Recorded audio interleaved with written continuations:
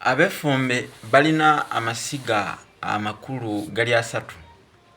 Essiga erisooka lye lyannagaya liri ku Bakka kwe kuli obutaka. Omwo nno muvaamu ate omutuba ogw'amakubuya oba omutuba gwe bayita ogw'akasolo, era nga mwe muva abalya obwa Walusimbi oba omutaka ow'akasolya Walusimbi. Balina essiga eddala ery'Amagunda e Lwanga. Magunda e Lwanga yali kitaawe Walusimbi Ntege yamusimbira omutuba e Lwanga mu Mawokota.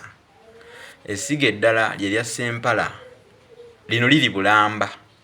Bulamba kiri mu Bulemeezi. Ssempala oyo yali muzira nnyo era yatabaala eyo mwaka wakati wa 1440 n'atabaala e Bunyole eyo n'afufuggaza Abanyola abaaliyo era n'awambira ddala ekitundu kye bayita Bulamba n'akuba embuga ye n'asimbayo n'omutuba.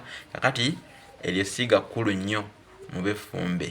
Njogedde eri Amagunda erya Nagaya n'enjogera n'erya Ssempala e Bulamba. Kakati gonna galambikiddwa.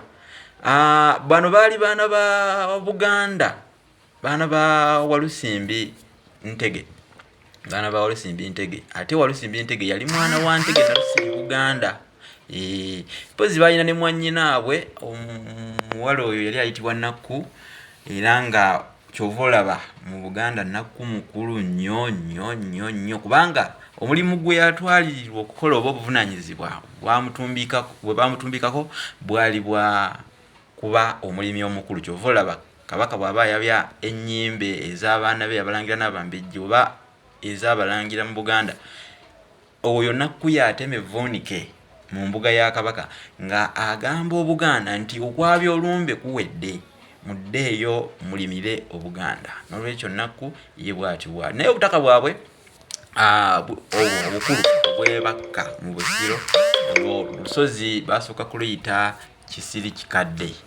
Kisirikikadde naye wakati eyo mu mwaka gwa 1710 ne 1720 munnange mulembe gwali gwa Kagulute Bucwereke. Abatabaazi ba Mawanda bwe baali balumba Kagulute Bucwereke nga afuga abantu obumbula oba nga baliisa Kakanja, baabalengera ne bagamba nti baabali Bakka, ne balutuuma Bakka naye ng'edda baluyita nga Kisirikikadde.